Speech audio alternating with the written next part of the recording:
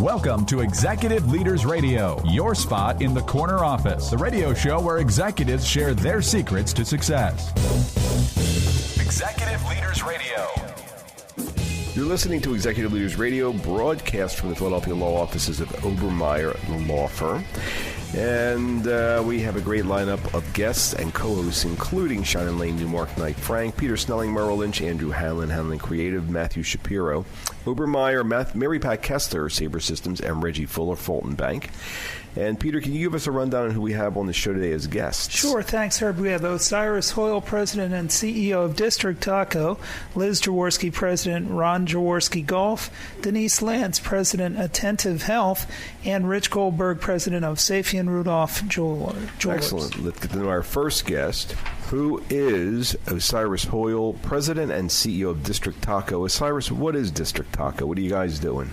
We sell tacos, burritos, salads, and just Mexican food. How many employees do you have?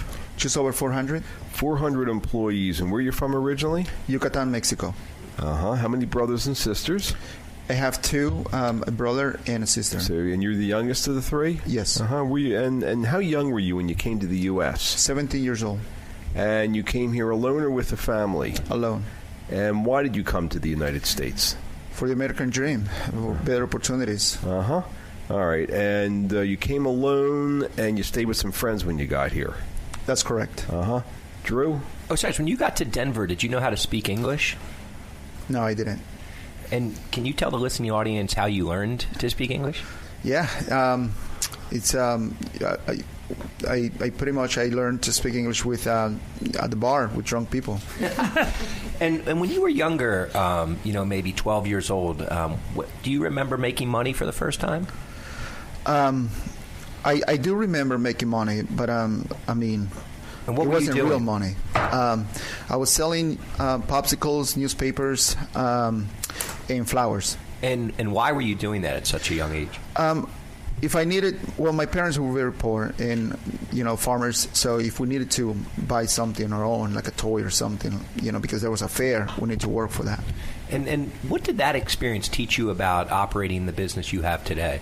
Experience, it's one of those things where you need the communication skills, right? And just go for what you're looking for. Mm-hmm. Shannon? How old were you when you realized you wanted to move to the U.S.? Maybe I was 15 years old. Yeah. And can you tell us a little bit more about what made you decide that you wanted to come here? Yeah. So some friends, they were sending, money back home, and they were building their homes, supporting their families. At that point, I realized, first of all, I didn't finish my high school or didn't go to college. So for me, it was an opportunity to build something back home. And support my parents. So you didn't go to college, you didn't finish high school, and it was an opportunity for you to make a lot of money here, right? That's correct. And what were you planning to do with the money? Build a house for my parents and just support them financially. So when you came to the States, it wasn't for the purposes of buying a big house here and a fancy dancy car. What did you want? You wanted to buy a house for your parents? Yes. Why? Families first. It's I think for me is what keeps me strong is always being family. Peter? Osiris, in the green room, you told us that you really became a man or thought you were becoming a man at age 11. What did you mean by that? Tell us more. Yeah, I've been through a lot of struggles in my life, and I think that's one of the things that it made me stronger. Psychologically. What made you stronger? What was going on? My dad was an alcoholic, and there was a lot of very physical abuse back home. And when he was drunk, and my mom tried to kill herself twice. When you're very young and you have to walk into the house and your mom is crying and she has the butcher, knife and trying to, kill herself. That's Reggie. That's really hard. Reggie. Yeah. Given that, what did you learn from your parents? My dad's a hard worker, man. I mean, when he was, just working, it was a lot of fun to be around with. He taught me a lot to be, in America, a lot of people send their kids, to Montessori schools. Mexico was my Montessori school. I learned a lot, from, we grew up on a farm, and, you learn a lot from you mentioned that you didn't necessarily go home a lot, but occasionally you would go home. Why? So what would bring you home? Oh, family, my friends. Didn't you mention it was your mother's cooking or something like that? Yeah, well, that too. But she usually comes here. I just miss home a lot. Being humble is one of those things that I think is part of where I'm come from, and when I go back home, it just brings back good memories, and I'm still supporting my parents financially, so and it just feels good to be just not under stress. Osiris, so in the green room, when you were talking about your childhood, you would venture home when you knew your mom was cooking. Is that right? Yes. Mm-hmm. And what recipes are you serving today at your restaurants? What influence did your mother's cooking have on your recipes? Yes, all the recipes are from back home. They're my mom's recipes, and so your mom gave you the idea for the business, basically.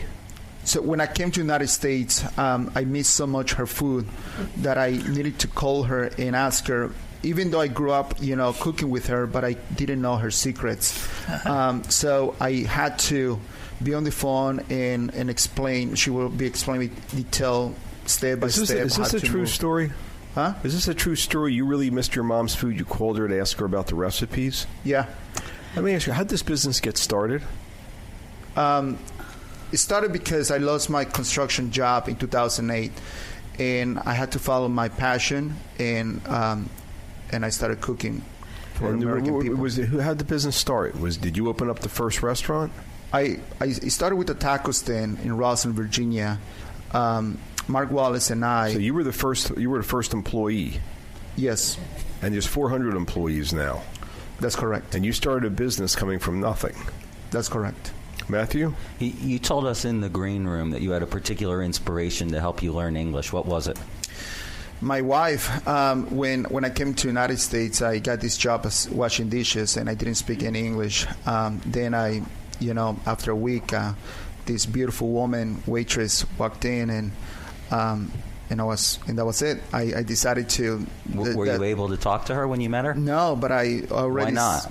I didn't speak any English, so I said this lady is going to be my wife. I'm not sure how I'm going to make it work, but she has to be. And how long did it take you to learn enough English to talk to her and get to a first date? 3 years. It took you 3 years to get all the way to where you could get a date with her. I still cannot figure out how I made it work. And Osiris, what effect has your wife had on your business success?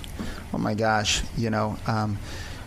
she's awesome. And what do you mean? Well, I didn't know a lot of skills. She all these things, personal things that I'm telling you, is because I never told anyone about it, and she's the one who taught me how to express myself about my feelings, because in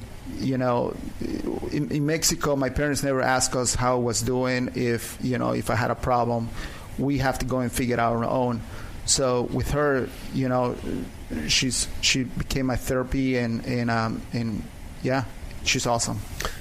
She became your therapy. What do you mean? My therapist, yeah, because I couldn't talk to her about my problems, or why I was angry at her, or why it's just, I don't know. I just kept it inside for me, and the more she was asking me questions about my past, and the more. What have you learned from your marriage that helped you build the business of 400 people? Well, I say that I don't think I would have done it without her. What are you talking about? She taught me a lot. She taught me how to. It's a very, very deep question. Mm-hmm. Drew?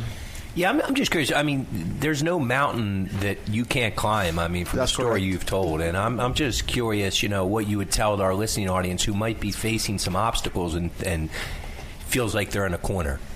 Yes, everyone has struggles in their lives, right?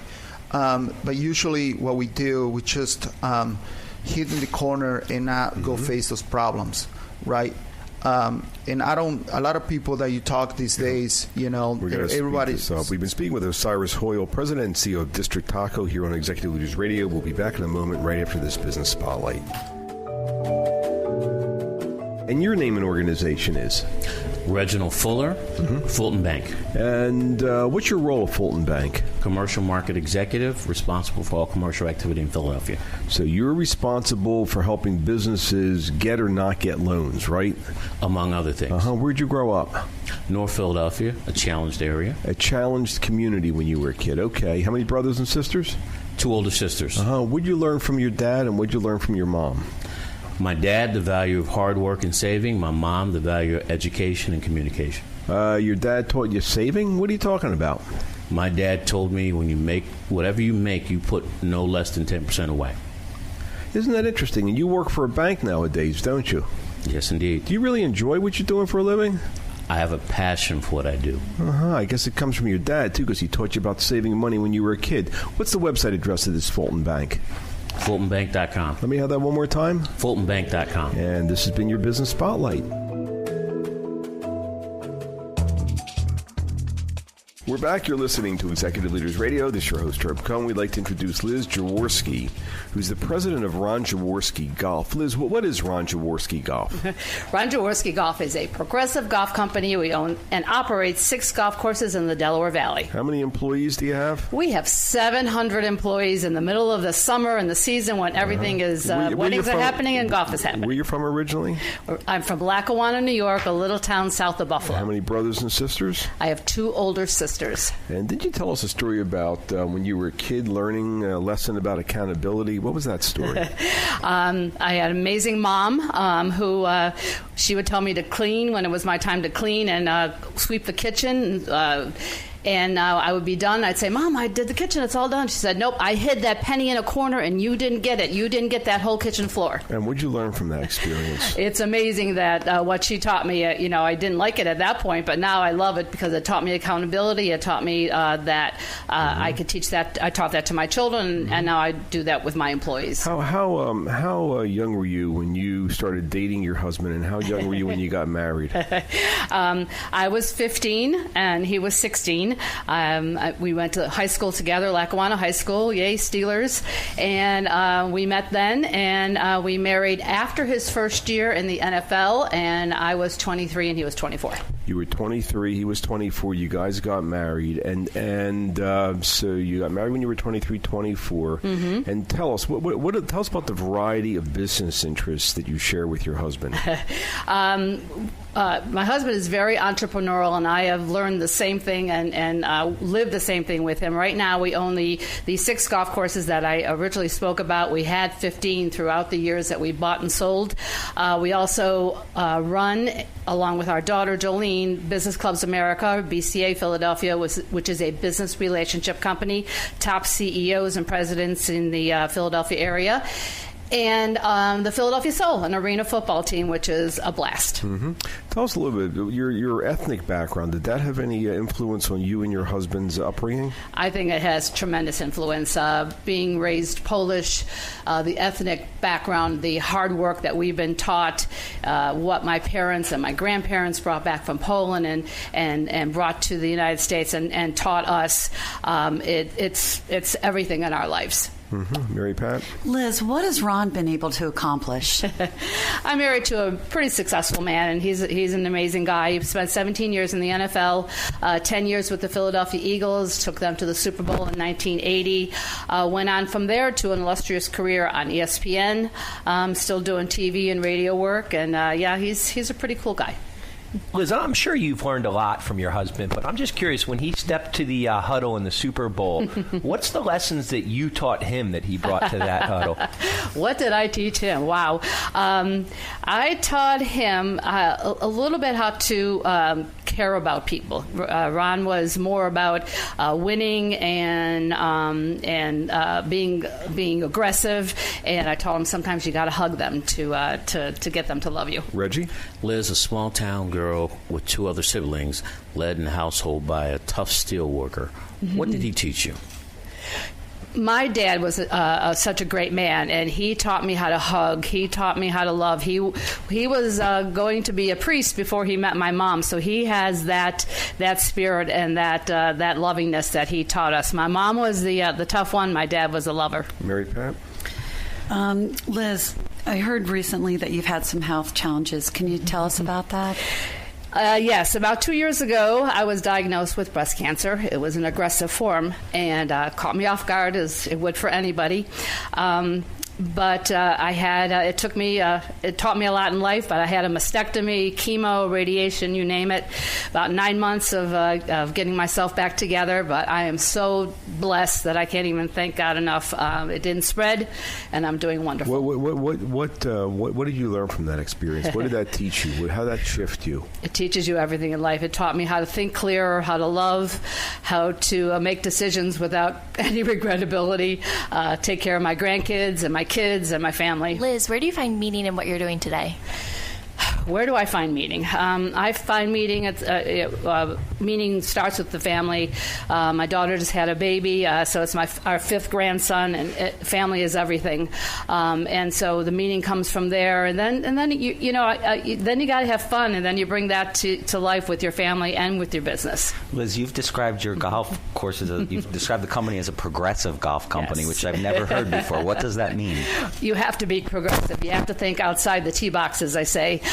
Because it's a tough business, and we not only think about golf, we do taverns, we do weddings, we do tennis, we do pool, we do everything to make that bottom line stronger and to bring everybody into that business. We want females to golf. We want everybody to golf. What's sort of interesting, I find interesting, is that you guys have been dating since you were 15 and 16. You got married when you were 23 and 24.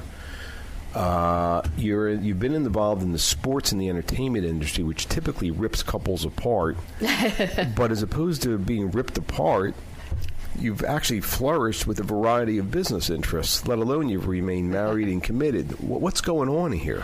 When you talked about our Polish heritage, I think a lot of it goes back to that. I go back and think about our parents and the way we were brought up and the strong, loving people that we are, that we've been taught to be, has made us the people that we are today. And they taught us everything, and they taught us to be what we are today. Are you a business genius or something? What's your genius? That would never have been labeled with me, but you just learn. I took all kinds of coaching classes and learned how to to make a business thrive, and I use those along with the heritage that we brought up. You combine the two, and it works together. So, is your genius business acumen? Is it building a team? Is it bonding relationships? It's building a team. It's all about team. It went from a football team to a business team to a family team. It's all about team. Wait. Now, you see a similarity between a football team, a business team, and a family team? Oh, absolutely. What are you talking about? Because you've got to be tough on people. You've got to love them. It doesn't matter if it's business or family or football. It's all the same. Liz, to me, the one thing you bring to the table is a ton of energy. And I'm just curious, what gives you energy? Waking up in the morning. I wake up in the morning.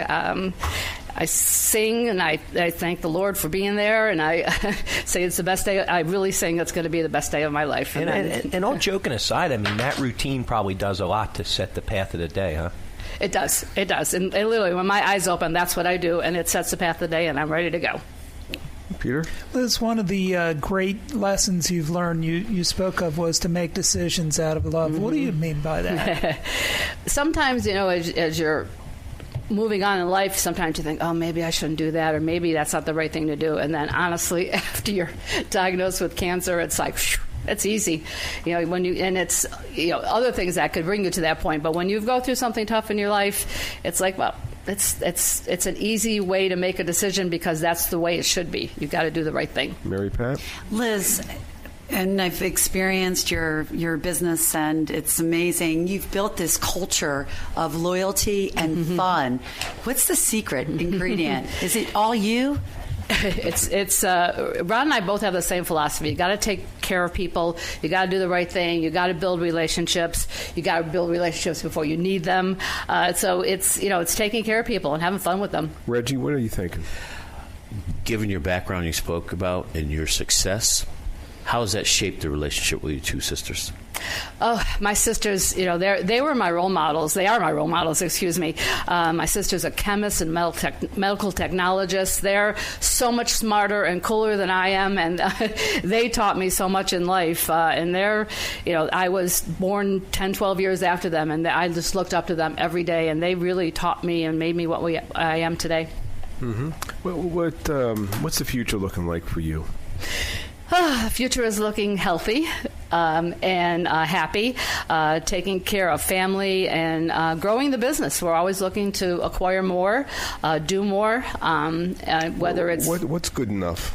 I don't know if there's a good enough. We're going to keep being happier and healthier and moving forward because I don't want to slow down, and neither does my husband.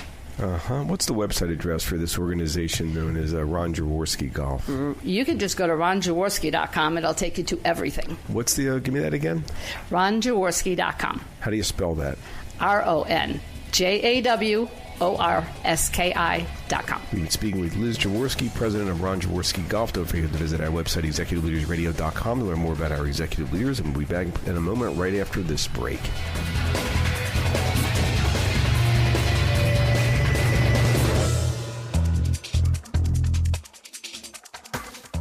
We're back. You're listening to Executive Leaders Radio. This is your host, Herb Cohen. We'd like to introduce Denise Lance, founder and president of an organization known as Attentive Health. Denise, what is Attentive Health? What are you guys doing, and how many folks have you helped? We do corporate wellness programs, and among all of our clients, we've probably served about 10,000 employees. Wow. And where are you from originally? Well, I grew up in a military family several generations deep, and we moved every year to 2 years of my life. So I was born in Massachusetts. But How many different schools did you guys go to prior to graduating high school? If you count all the correspondence schools and things, probably about 10 different schools. And tell us about your role with your younger sister. So I'm the oldest of 5. There's 3 boys in between my sister and I. She's 14 years younger than me, so I waited a long time for a sister. Oh. And then after she was born, I took a lot of responsibility in taking care of her and helping to raise her. In fact, even when she was very little and she didn't really know what she was saying, she would call me the other mother, and it became sort of a joke in our family. But that's sort of interesting because a lot of times, especially the older sibling and a much older sibling, doesn't pay much attention to the youngest, but you were the second mother? Yeah, when you move so much in your life, as we did, our nuclear family became very close because we're really all each other had, right? So, Oh, interesting. That's interesting. Drew? Denise, as we got to know a little more about you in the green room and you kind of peel back the layers of the onion, you're really all heart. And I'm just curious where that loving and caring nature comes from. My mom is just a tremendously loving and nurturing person. My dad's very driven, so that comes in handy too. But my mom's really good. How does that caring nature and that love, relate over to what you do every day? The kinds of programs that we do, we try to make sure they're very personal and that people really feel genuinely cared about, and that we provide a safe space for them to learn how to live better and feel loved. Reggie? Denise, what skills did you learn from changing 10 schools before graduation? Well, so certainly managing change was a big part of things. But the other thing really, it came down to relationships. When you move a lot, you have to learn how to quickly be able to get to know people, let them know you, and assess the culture and be able to adapt to that. What's that have to do with building a business? Well, actually, so the business that we're in, we customize our programs for our clients. So we need to learn about their culture and their people and do those things. And sounds like you learned some valuable skills moving around, even though it was difficult. Peter? Denise, what does the word care mean to you? So when I think back to growing up, actually a distinct memory when I was 9 years old. My dad was not only in the military, he was a chaplain. Before that, he was a pastor of a church in New Jersey. And a small family of 2 teenagers and their mom showed up on our doorstep once when I was like 9 years old. And my family just said, okay, you don't have anywhere to live, just come live with us. So they lived with us for like months, and so just from a young age, my parents have always, my dad's always taken care of his siblings. My parents just really always are very giving, caring, and they just do whatever people need. Denise, what kind of health issues did you have growing up? Well, there weren't necessarily serious health issues, but it seemed like there were always sort of chronic problems going on. And the older I got, the more complex those things became. And by the time I was 30 years old, I was taking medication to counteract the side effects of other medication, which is messed up. Is this one of the reasons that you started the business that you have today? Absolutely. I was able to change diet and lifestyle in a way that was astonishing even to me. And I went off of all medications and so forth. I just wanted to find a way to be able to pay that forward to other people. Shannon? Denise, what activities were you involved in growing up? I was mostly a bookworm, but I did gymnastics, and I ran cross country and long distance and track. Matt? And can you tell us a little bit about your role on the track team? Well, on the cross country team, I usually counted my place from the back. I wasn't very good, but they needed, there's not a lot of women who will run long distance, and they needed an extra person to qualify as a team. So they wanted me anyway. How does that relate to what you're doing now? The thing about long distance running is that you're really pushing through a lot of pain, and you just sort of you gut it out, right? And I started this business in 2007. Left a nice job and then went through it was a bad economy and we've been through a lot. Matthew? So your dad is a driven military guy, you've said, and also a chaplain, which is a really interesting combination to me, how you balance those things. What has that taught you, and how do you bring that to your grown-up life? Yeah, so that's a great question. I think, when you own a business, you always have those business challenges and things that you have to have drive to push through. But you really have to, at the end of the day, care about the people that work with you, the people that work for you, the people that you're helping, and so forth, and be able to connect that with things that are important to you. Like for me, my spiritual life is a big part of that. So, Mary Pat? Denise, I had the privilege of meeting your husband last week. Does he work with you? He does. He works in the business and helps us out. Yeah. Tell us a little bit about him and the impact he has on your life day to day. So my husband is actually a paraplegic. He's been paralyzed for about 25 years. And, he's just really an amazing person. The way he pushes through things and how does what do you mean the way he pushes through things? What are you talking about? Oh, it's, tremendously challenging. But he never has, he's sort of never feels sorry for himself. He always figures out a way to push through something and make it so. And he's really inspirational to a lot of people around him, not just me. What's the magnet there? What's the attraction? What's the glue that holds everything together with you? Is it being needed? Is it being wanted? Is it being cared for? Is it caring for? It has something to do with your younger sister, where you really enjoy intimate, close relationships. It's really important to you, isn't it? It is. So being there, I think, for someone is important to me. Why is that? Where's that coming from? And I get that loud and clear. Yeah, I mean, my family always found ways to be there for each other, and so maybe I've learned that from them. That's the folks showing up on the doorstep. That really did have an impact on you. How did you feel about when those folks showed up on the doorstep? Well, it was kind of strange. It was like all of a sudden, 3 people are living with us, and it was very unusual. How did you feel about that, though? Did you feel like they were intruding? No, I don't think so. It was just sort of interesting, like, now we have these other people living here. Did you take responsibility? Did you invite them in, you personally?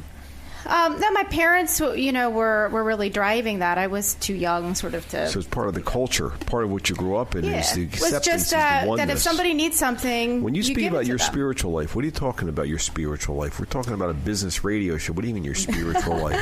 So it took me a long time. Maybe when you're a pastor's daughter, you don't always make the connections right away. You fight against it. But in my early 30s, I really then began to understand how much God had shaped my life and the work that we do today. So you understand your purpose? Absolutely. And you got that because there's something greater than us? You got it. What do you mean? What do you mean by that? We're all connected with one another. And if we don't love each other and figure out how to pay that forward and take care of one another, then what are we here for? Where'd you get that lesson? How'd you get that lesson? Well, my dad was a pastor, right? But I also took the hard road, so I figured some things out the hard way. Mm-hmm. Drew, what else you thinking there? Mary Pat? I'm just so moved by this interview. Mm-hmm. What moves you about the interview?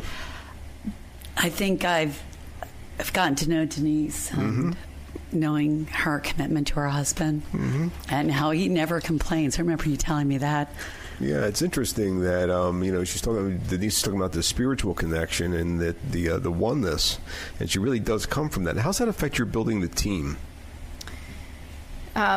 So this year, in fact, we've actually made a bigger commitment to making sure that we're not the shoemaker's children, just taking care of other people, right? So I've been more focused now lately just on making sure that the people on our team are taking care of themselves, so that they're better ambassadors, and that we're just a tighter group as well. So, well, what's the website address of this organization known as Attentive Health? AttentiveHealth.com. Let me have that one more time. AttentiveHealth.com. One last question. What's the best part of your day? Finding out the ways that we've really been able to shape people's lives and make them better. We've been speaking with Denise Lance, founder and president of Attentive Health, here on Executive Leaders Radio. We'll be back in a moment, right after this business spotlight. We'll be right back. Want help building your business with help from this show's CEOs? Our CEOs can help you uncover more opportunities, grow your sales, connect you, help you raise money, all the big issues, because our CEOs have been there and done that. They've succeeded in creating millions of jobs and earning millions of dollars, and some are available to advise you. Now, email mentors@executiveleadersradio.com. That's mentors@executiveleadersradio.com. The same CEOs you've heard on the show for 10 years may be willing to help you build your business, uncover new opportunities, grow your sales, connect you, help you raise money, all the big issues, because our CEOs have been there and done that, succeeding in creating millions of jobs and earning millions of dollars. And some are available to advise you. Now, email mentors@executiveleadersradio.com. That's mentors@executiveleadersradio.com. We're back. You're listening to Executive Leaders Radio. This is your host, Herb Cohen. We'd like to introduce Rich Goldberg, president of Sapien and Rudolph Jewelers. Rich, what is Sapien and Rudolph Jewelers? Manny Sapien was my grandfather who started the business 66 years ago with his good friend Ray Rudolph. 66 years ago. And this is now a third-generation business. Am I correct about that? Third generation on the corner of Jewelers Row, oldest diamond district in the country. And wasn't there some special piece of jewelry you designed recently? There was. After the Philadelphia Eagles' great Super Bowl win, we custom-made and recreated the Philly Special play into a gold and diamond piece of necklace, which at first was just a fun thing, but actually took off and probably became our best-selling piece in our history. Drew. Rich, can you tell us what kind of activities you were into as a youth? Sure. Very into sports, having just fun with my friends. I used to go to camp during the summers. What sports did you like to play? Played a lot of baseball, but really found a love for tennis in middle school and high school. And what did you like about tennis? Tennis, there's two sides of it. You're part of a larger team where everyone is playing together, but also playing singles tennis where it's immediate decisions you have to make in order to win the match and just stay aggressive, but looking at the bigger picture as a team as well. And what did playing tennis teach you about running a business? You have to be able to respond quickly and look at your competition, but also look at what you're doing and be able to make quick decisions to keep moving forward. Rich, can you tell us a little bit about the role your mom played when you were growing up? A wonderful mom, very loving between my siblings and I, and very lighthearted, always singing, always cooking, and probably had a major impact on my personality as well. And what have you learned from her that you've brought to your business today?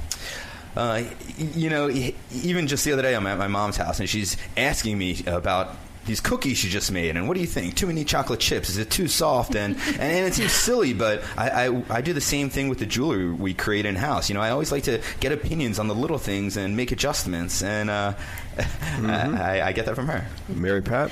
Richie, so it's a family business, and it was from your mom's side, right? That's correct. So what fingerprints are your mom's in the store? What influence does she have on the store? My mom grew up around the business just like I did. So I remember as a 3-4-year-old running around the store like it was a playground. And I think she could attest to the same thing when her father was running the business. Reggie? You mentioned when you were growing up you weren't very interested. What moment did you decide this would be my life? At no point did I definitively want to go into the business.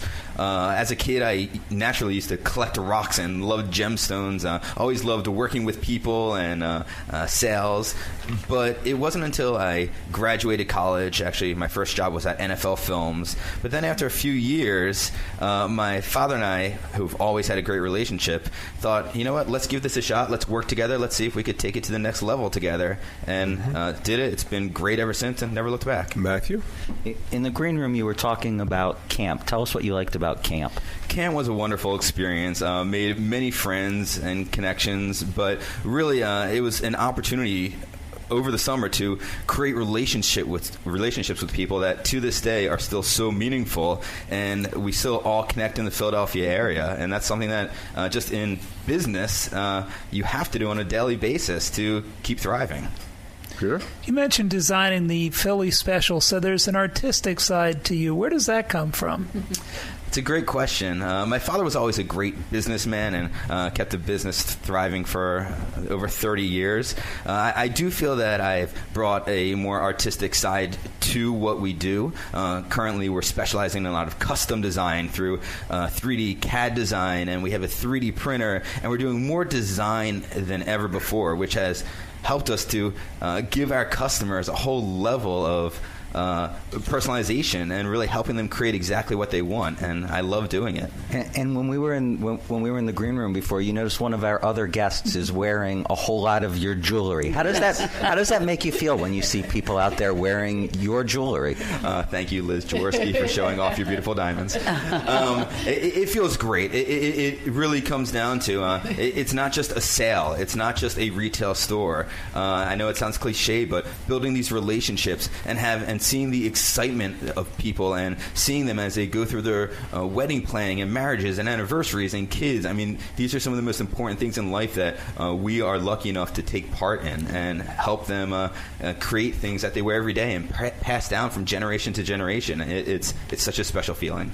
And you've said you had a real appreciation for rocks. You started talking about that helps you do that. Tell me, how young were you when you remember actually appreciating rocks? I remember as a very young kid, our parents taking us to the Franklin Institute, and of course you always exit through the gift shop. My sister would run over and grab the freeze-dried astronaut ice cream, but I would immediately dart over to the rock collections they had, and everything just from big geodes to little vials of all different types of rocks and amethyst and just gemstones. I loved them. I always was pushing my parents to buy them, and before I knew it, as a kid, I had my own collection of gemstones without even really thinking about what my future would be. Rich, when we were on break, you told me a little bit about your daughter, Julia, and it sounds like we might have a fourth generation coming into the business. Can you tell us about that? It's funny. A couple weeks ago, my 3-year-old daughter is playing with these magnetic blocks she has, and she's just putting them together in her own way and comes over to me and says, Daddy, look, I made a diamond. and maybe it's genetics, but it's in my blood, and it might be in hers as well. And just to speak to about your father a little bit, what have you taught your dad?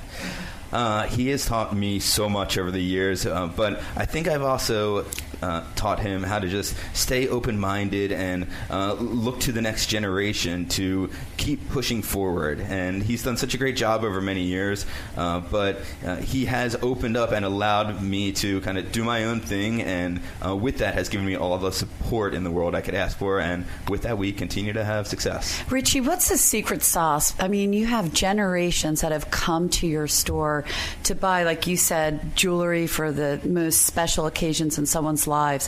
Why do they keep coming back? It's relationships, it's reputation, it's trust, it's quality that you stand by and stand behind. And it's a great thing. It means everything. You have to treat people right, and word gets out, and that's how you stay around. So it sounds like you have a very special relationship, special connection with your mom. Your mom used to run through the store, and you have, and there's a connection there. And it sounds like as opposed to you and your dad fighting to transition the business, it sounds like you guys really are working together. You're a real connected family. It's pretty rare, isn't it? It's very rare. We see many multi-generational businesses where they butt heads and they don't listen to each other. And my mom does still come in once a week and work, but my father and I, who've worked every day together for 13 years now, we listen to each other. I never came in with a know-it-all attitude, and he never looked down at me as, here's how it's going to be done. We listen to each other, we work together, and we've had a lot of success together. So how are you guys complementary? What do you guys do better than each other or different from each other? My father has always been great as far as running, the financial end of things and keeping the business alive for what we've done best, diamonds and engagement rings. And I think I've brought another element to the business of not just expanding our social network, but getting very involved in Philadelphia in many different groups and really building relationships outside of the circle that we always had, but also bringing in the more modern custom creation end of the business and more fashion jewelry, but also sticking to the classics that my father has always kept around. That is really our bread and butter. Mm-hmm. Richie, aren't you a member of one of Liz's companies? I am. What's that called? Business Clubs America. It's a wonderful group of it's industry exclusive, so we are the jewelers in BCA. The jeweler of choice. We are, and it's all business owners and leaders, and we come together, and it's not just a networking group. We truly become friends and build relationships, and it's a wonderful thing because we end up really using each other and depending on each other. And again, it comes down to trust and relationships, and it's such an important thing to. How long have you been a member of that group? About 9 years now. And why do you keep going? Why do you keep spending time doing it? Again, it's not just a networking group. I am genuinely. It's like family, isn't it? It is like family. I'm very good friends with the people who are involved. What's the website address of your organization?